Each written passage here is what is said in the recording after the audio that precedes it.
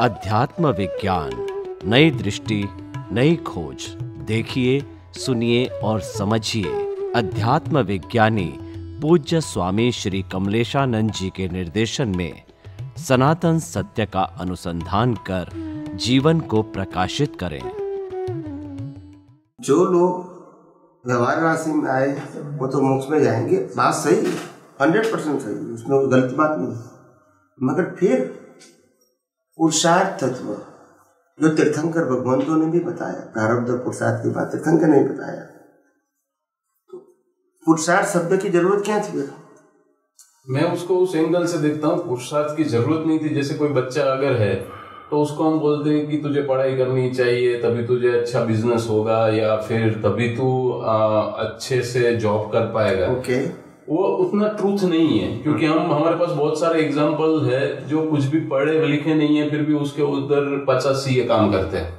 वो अलग बात है, क्योंकि रिजल्ट है, उसी हिसाब से बोल रहा हूँ। इट डजंट मीन कि हम result he it doesn't mean कि हम थंब रूल बना दें कि बाबा जो पढ़ाई करेगा वही एज ए रिलेटिव लाइफ में सक्सेसफुल हो सकता है। वो रूल नहीं है।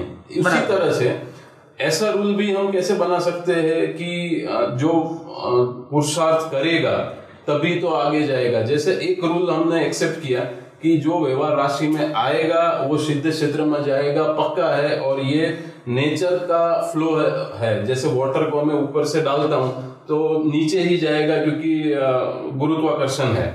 उसी हिसाब से एक पूरा फ्लो चल रहा है एज ए नेचर में। अगर हम ब्रॉड व्यू में देखते हैं तो कि निगोद से आएगा, व्यवहार राशि में जाएगा और सीधे क्षेत्र में जाएगा। अब उसमें जाने के लिए जैसे पहाड़ से पानी गिरता है तो अपने आप पत्थर से टकराएगा, नीचे जाएगा। That is a part of flow itself. ऐसे ही जो पुरुषार्थ है, मैं उसको उस एंगल से देख रहा हूँ कि it is a part of flow itself. उसके लिए कुछ अलग से एफर्ट्स करने की जरूरत नहीं है, क्योंकि जो व्यवहार राशि में आया है वो अपने आप सीधे क्षेत्र में जाएगा। जैसे पानी ऊपर से गिर रहा है तो शुरू में फ्री फ्लो करेगा, बाद में कोई पत्थर आएगा तो उससे टकराएगा, फिर उसकी बूंदे अलग अलग तरीके से बिखराएगी। ऐसे ही वो जैसे आप बोल रहे हो कि निगोद से आएगा, एकेंद्रिय आएगा, पंचेंद्रिय में आएगा, मनुष्य में आएगा। मनुष्य में शायद पहले कहीं और जाएगा जहां पे पुनर्जन्म को बिलीव नहीं करेगा, धीरे धीरे वो बिलीव करेगा, मार खाएगा, अपने आप पुरुषार्थ करेगा और सीधे सीधे में जाएगा। मैं उसको एज ए जो हम बोल रहे हैं नेचुरल फ्लो देख रहा हूँ, उसके लिए अलग से एफर्ट्स की जरूरत नहीं देख रहा हूँ। ये क्या है एफर्ट? एफर्ट तो शब्द बनाया गया है। एफर्ट को आप एक्शन के फॉर्म में मत देखो। क्या बताया? व्यवहार जगत में एफर्ट को जो एक्शन बोलते हैं, ऐसा एफर्ट नहीं है। आपका विजन जो है वो चेंज होता है, वो भाव बन जाता है। मार खा के सेट जैसे शालिग्राम बनता है ना, ऐसा है। उसमें करेक्शन भी आता है। हाँ, बट उसमें पत्थर कुछ नहीं करता है। जो शालिग्राम बनता है, हाँ, वो अपने आप फ्लो में ही शालिग्राम बनते जाता है। ऐसे ही जो ये फ्लो ऐसा में है, ऐसा ही यहाँ है। मनुष्य में भी ऐसा ही है, अलग नहीं है, शालिग्राम जैसा ही है। मतलब मैं ये बोलना चाहता हूँ कि जो हम अपना दिमाग में रखते हैं कि अरे नहीं मुझे ये करना ही है, करना ही है, उतनी सच में जरूरत है क्या? जिस बहुत सारे लोग उसमें डिप्रेशन में भी आते हैं। जैसे बहुत सारे सत्संग पढ़ते हैं, या बहुत जगह पे ऐसा भी होता है कि अरे कान में डाल के पूरे दिन सत्संग देखते रहते हैं, ये करते रहते हैं। वो अपना आप शालिग्राम होने वाले ही है। उसके लिए अगर पानी को अलग से इधर उधर पत्थर में टकराने की जरूरत है, नीचे जाएगा ही जाएगा। बस ये आपकी गलती हो गई। हर पत्थर को अपनी तरह मुंह होने का राइट है। It is not a questionable. हर पत्थर को अपनी तरह मुंह होने का राइट है। हर कोई पानी की उनका संजोग है। जो मैंने पानी ऊपर से डाला तो उसमें किसी का राइट से क्या कि नीचे नहीं पड़ेगा। वही मैं कहता हूँ कि हर पत्थर की अपनी अपनी सिचुएशन के आधार से फ्रीडम है घूमने की, कि एक पत्थर का दूसरे पत्थर का कनेक्शन है। पत्थर एक एग्जाम्पल हो गया। तो जो आपने फिर कौन था जो आप एग्जाम्पल तो उसकी मैं बात करता हूँ। एक जीव आप ऐसा बता सकते हो जो व्यवहार राशि में आज तक नहीं गया और ऐसे पढ़ा ही रहा है, सालों साल हो गए। तीर्थंकरों ने बताया कि अनंत जीव जो व्यवहार राशि में ही रह गए, जो कभी गए नहीं। तो फिर वहां पे सिद्ध क्षेत्र में जो टाइम फैक्टर नहीं है, उस हिसाब से अगर हम देखते हैं तो सभी सिद्ध क्षेत्र टाइम फैक्टर जरूरत क्या है? मगर इसलिए वो सिद्ध क्षेत्र निकल गया। वो टाइम फैक्टर नहीं है। हाँ, तो नहीं है तो कर्म नहीं है, बॉडी नहीं है। सिद्ध क्षेत्र में तो तत्व भी नहीं है। हाँ, तो उसका मतलब है कि सभी जीव सिद्ध क्षेत्र में है, क्योंकि आज नहीं तो कल सिद्ध क्षेत्र में पहुंचेंगे। वो तो कोई भी हाँ, तो नहीं है ऐसा है। आज या जब टाइम है तब हम टाइम नहीं है तो आपका स्टेटमेंट क्या है कि भाई आज नहीं तो कर मरने वाले हैं, तो आज मर गए तो क्या तकलीफ है, ऐसा मानेंगे तो अगर मरने तो है ना, मरना तो है, तो क्या मानता है? असली में वो रिलेटिव बात हुई। तो कौन सी रिलेटिव बात है ये? रिलेटिव तो बात करते हो सब तो रिलेटिव बात है। इस मैंने कहा ना, आप जिस प्रकार, मैं शांति से इसलिए सुन रहा था, ये भाई साहब की बात भी मैं जितनी भी करेंगे मैं कभी बीच में नहीं बोलता हूँ। आपने भी इतनी बार एक्सप्लेन किया, कोई प्रश्न नहीं है आपका, फिर भी आपने एक्सप्लेन किया तो मैं शांति से सुन रहा हूँ। मगर जो आपकी बात, जो कहने की जो स्टाइल है, उसके अंदर सब रिलेटिव ट्रूथ ही है, और इसीलिए मैं बहुत सारे एग्जाम्पल दूंगा तो हंसी आ जाएगी फिर। तो इसीलिए ये भगवान ने भी बताया कि सर्व जीव है सिद्ध सम, जो समझे हो जाएगा, वो उन्होंने बताया। समझने का मतलब क्या हुआ? It's matter of require awareness individually. आप समझे, भगवान ने भी बताया प्रारब्ध अलग है और पुरुषार्थ अलग है, वो प्रिंसिपल के फॉर्म में बताया, 9 तत्वों में बताया है, श्रद्धा में नहीं बताया है। आप समझे ना, कोई रिलेटिव फॉर्म में नहीं बताया, किसी व्यक्ति को एग्जाम्पल देने के लिए, ये तत्व के रूप में बताया, प्रारब्ध पुरुषार्थ। आप समझे, तो हर बात का एक इम्पोर्टेंट होता है। ये जरूर है कि हर व्यक्ति प्रभाव की तरह ट्रेन हो रही है, ऑफकोर्स इसमें कोई गलती नहीं है, 100% राइट है। मगर जैसे जैसे उसको संजोग मिलता है, फिर मोड सबका अलग अलग होता है, टीचर एक होता है, रिजल्ट सबका अलग अलग होता है। ऐसे हर व्यक्ति की इंडिविजुअल लाइफ जैसे रिजल्ट के रूप में, ऐसे एग्जाम के रूप में, रिजल्ट के रूप में, एग्जाम के रूप में। इसी बात में स्वामी जी, ये बात ठीक से समझ में नहीं आती है। मैंने भी पूछा था, आज इन्होंने पूछा तो वापस याद आया। ये और मैं दोनों व्यवहार राशि में से व्यवहार राशि में एक ही दिन एक ही टाइम साथ में निकले थे, और उसके बाद 1 इंद्रिय 2 इंद्रिय 5 इंद्रिय करते हुए वहाँ पे कुदरत का रोल था। हम दोनों जने साथ में ही आ गए, अफ्रीका में पैदा हुए थे, एक ही साथ में। कोई बात नहीं, समझ गया। पड़ोस में अब वहाँ तक तो हमारा लेवल बराबर ही है, कॉमन है। इन्होंने कुछ किया तो मैंने कुछ किया। अब हम दोनों की वहाँ से जर्नी शुरू होती है, और आज ये और मैं बहुत अलग अलग लेवल पे है। ये बहुत डेवलप है, मैं बहुत पीछे। समझ गया। फिर ये फर्क कहाँ से क्यों पड़ गया, किसने डाला? मनुष्य भाव में आने के बाद। मनुष्य में, ये भी मनुष्य है, मैं भी मनुष्य था। उसके बाद चेंज हुआ। अभी इन्होंने खाया, इनको अच्छा लगा, मैंने खाया, मैंने अच्छा लगा, इन्होंने ये सोचा, मैंने वही तो व्यू पॉइंट हो गया ना। व्यू पॉइंट इनका मेरा अलग क्यों हुआ? एक जैसा ही हुआ ना, हम दोनों बराबर के लेवल पे हैं, तो वहाँ पे अलग होना का काम किसने किया? जब मनुष्य भव के अंदर बुद्धि प्राप्त होती है, एप्लीकेशन सबका अलग अलग है। क्यों अलग अलग क्यों है? इनका भी पीछे का जो ग्रोथ है, वो पीछे का ज्ञान है, इस जन्म के संयोग है, मेरे सब बराबर है। अब वहाँ पे अनुभव और सार निकालने की प्रक्रिया में अलग डिफरेंस आना कहाँ से? क्योंकि मनुष्य में आने के बाद ही 4 गति शुरू होती है, उससे पहले नहीं है। वो सब सही है, हम दोनों बराबर सही लेवल पे आए। पहले दिन उन्होंने जो सीखा, पहले क्यों 4 गति नहीं थी? मनुष्य में आने से पहले से क्यों 4 गति नहीं थी? दुनिया में 4 गति है, हम चारों गति में साथ साथ ही घूम रहे हैं। ऐसा किसने कहा? क्यों डिफरेंस हो गया? ऐसा किसने कहा? तो ये गैप किस वजह से हुआ? ये गैप किसने किया? इसीलिए वो बुद्धि है ना, इसीलिए बुद्धि कहा। इनकी बुद्धि और मेरी बुद्धि अलग क्यों होगी? दोनों का संजोग अलग है, संजोगों को देखने की दृष्टि अलग है। इन दोनों के संजोग अलग अलग क्यों है? उसके पीछे किसका रोल है? सबका इंडिविजुअली दोष है, और किसी का दोष नहीं है। सबका इंडिविजुअल दोष है, सामूहिक दोष नहीं है। एक ही संजोग है, एक ही आप पिक्चर लगाया हुआ है, और पिक्चर को 10 व्यक्तियों को कहा कि आप एक्सप्लेन करो इन 1 सेंटेंस, सबका उत्तर अलग लगाता है। क्यों? उनका लेवल अलग है, पर हम दोनों आपने बोल दिया, फिर ऐसा क्यों कहूँगा? पिक्चर एक है, व्यक्ति भी एक है, प्लेस भी एक है, टाइम भी एक है।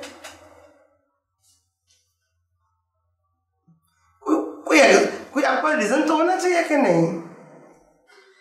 देखने वाली आंखें इक्वल है, दृश्य इक्वल है, टाइम इक्वल है, स्पेस इक्वल है, फिर 10 व्यक्तियों का सेंटेंस अलग अलग क्यों होता है एक ही पिक्चर के ऊपर? अगर 10 लोगों का डेवलपमेंट का लेवल सेम है तो बात हो जाएगी, फिर वो बात आएगी। कुछ तो आपको उत्तर के डिफरेंस बताना पड़ेगा कि नहीं बताना पड़ेगा? कविराज ने ये पद में लिखा है कि सूरज जो प्रकाशित होते हैं तो किरणों की कोई दिशा होती पश्चिम या पूर्व, तुम सूर्य नारायण के आधार से बोल सकते हो, मगर किरण की दिशा नहीं होती है।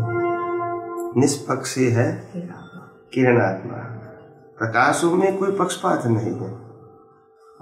कहने का मतलब यह है कि प्रकाश जो है, जिसको हम ज्ञान प्रकाश बोलते हैं, आत्मा का स्वभाव क्या है? ज्ञान प्रकाश, प्रकाश नहीं ज्ञान प्रकाश। और वो ज्ञान प्रकाश निष्पक्षपाती है। कैसा है? पक्षपात किसको कहते हैं? ये मेरे को प्राप्त करना है, ये मेरे को छोड़ देना है, इसमें से सुख मिलेगा, इसमें से दुख मिलेगा, ये मेरा है, ये तेरा है, ये सब रिलेटिव व्यू पॉइंट है, सब रिलेटिव व्यू पॉइंट। और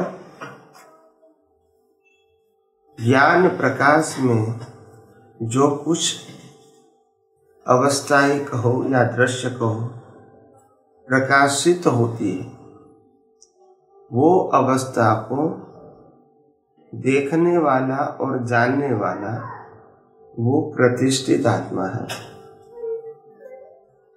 सिद्धांत ये है, आत्मा के अंदर विनाशी अवस्थाओं को देखने का, जानने का स्वभाव नहीं है, मगर प्रतिष्ठित आत्मा में अवस्थाओं को देखने का और जानने का स्वभाव है। और इसीलिए राग द्वेष भी उसको होता है, वितराग भी उसको होना है, वितरागता की अनुभूति भी इसको करना है। आत्मा तो वितराग है ही, इसको वितराग बनाना नहीं।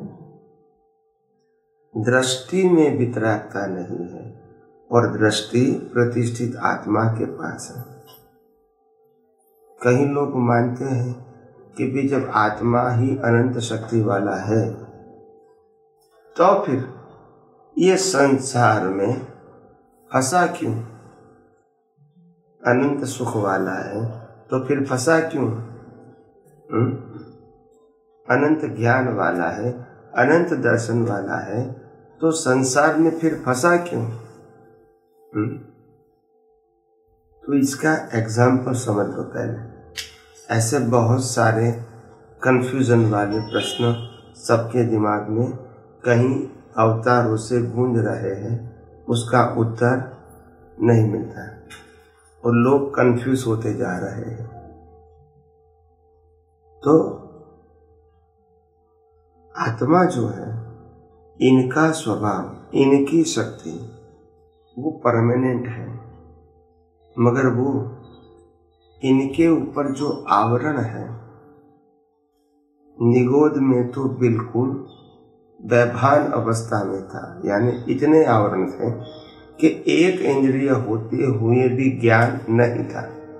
इनएक्टिव, वन सेंस थी मगर वो इनएक्टिव मोड में थी। और जब व्यवहार राशि में आते हैं तो वो वन सेंस एक्टिव मोड में हो जाती है। तब से एक इंद्रिय का ज्ञान ओपन होता है। क्या होता है? क्रिएट नहीं होता है, ओपन होता है। आध्यात्मिक दृष्टि और व्यवहार दृष्टि, उसमें अंतर क्या है? फंडामेंटल। व्यवहार दृष्टि में ऐसा कहते हैं, हमको ज्ञान पाना है, हमको ज्ञान पाना, हमको अनुभव करना है।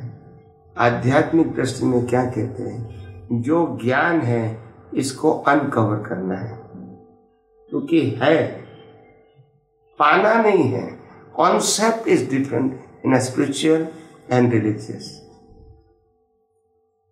तो है, इसको अनकवर करना है। और अनकवर करते समय जितना आपका विजन यूनिवर्सल ट्रूथ रहेगा, इतनी अज्ञानता दूर हो जाएगी, मिट जाएगी। और यूनिवर्सल ट्रूथ साइंस नहीं होगा तो अज्ञानता बनेगी और होगी, वो पक्की होगी। इसके मैं उदाहरण भी, एग्जाम्पल भी समय समय पे दूंगा। तो सिंपल बात है कि पाना वो रिलेटिव सत्य है। क्या है? हम सब बोलते भी हैं और शब्दों के अर्थ से मानते भी हैं कि मैं चेतन हूँ, मैं अविनाशी हूँ और सभी प्रकार की अनंत शक्तियों वाला हूँ। फिर भी कहते हैं हमको कुछ पाना है। You understand? उसमें कोई सेंस ही नहीं है।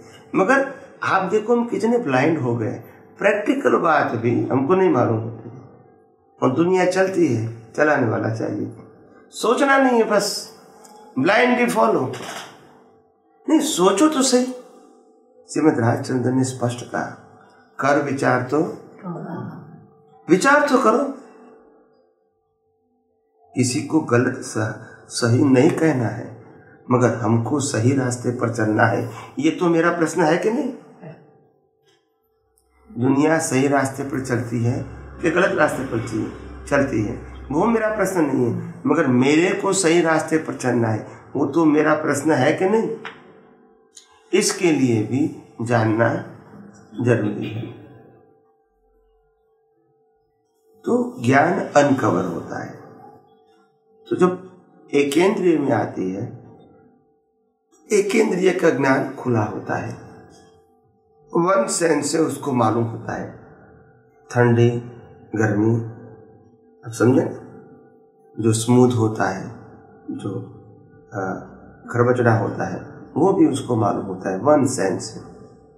मगर ये जो ज्ञान है वो रिलेटिव सत्य का ज्ञान है। जो ओपन होता है वो कौन सा ज्ञान है? आत्मा के प्रकाश में ज्ञान खुला हुआ, वो रिलेटिव सत्य है। क्यों रिलेटिव सत्य है? क्योंकि द्वंद्व वाला है और व्यू पॉइंट है। तो वन सेंस का ज्ञान ओपन हुआ। तो ये पहले निगोद में से व्यवहार राशि में आते हैं, तो एकेंद्रिय से पंचेंद्रिय का ज्ञान खुला होता है। मगर जो ज्ञान खुला होता है वो रिलेटिव सत्य है। क्या है? वो सनातन सत्य नहीं है। मगर इंद्रिय ज्ञान के विकास को भौतिक विकास कहते हैं। इंद्रिय ज्ञान का विकास कौन सा? पहले एक इंद्रिय थी, उस समय इतना ज्ञान था, फिर 2 इंद्रिय, तो फिर और ज्ञान बढ़ा, 3 इंद्रिय और बढ़ा, फिर 4 इंद्रिय, फिर 5 इंद्रिय। ये इंद्रिय का स्केल कैसा है? इंद्रियों का स्केल कैसा है? ये 1 इंद्रिय का मतलब होता है स्किन, 2 का मतलब होता है मुंह, 3 का होता है नोज, 4 का आंखें होता है और 5 का तो जिसको कान है उसको 5 इंद्रिय है ही। तो ये स्केल है, इससे काउंट किया जाता है। ये नेचुरल है। क्या है? किसी ने बनाया नहीं है, इट इज बट नेचुरल। तो इसको याद रखने के लिए जरूरत नहीं है।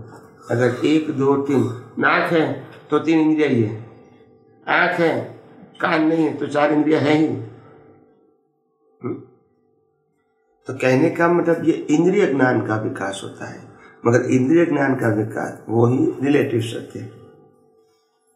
वो सनातन सत्य जो दिखा वो माना। क्या बताया? वो माना, जो दिखा वो माना। फिर बाद में 5 इंद्रियों को क्रॉस करके जब मनुष्य में आता है फर्स्ट टाइम, तब इसको बुद्धि मिलती है। बुद्धि आने के बाद सिलेक्शन शुरू होता है। क्या होता है? चॉइस। उससे पहले वो चॉइसलेस है। क्या है? हाँ। और इसीलिए जो भी एनिमल होते हैं वो हर परिस्थिति में एडजस्ट हो जाते हैं, क्योंकि चॉइस नहीं है। मनुष्य को चॉइस है तो वो फैसिलिटी ढूंढता है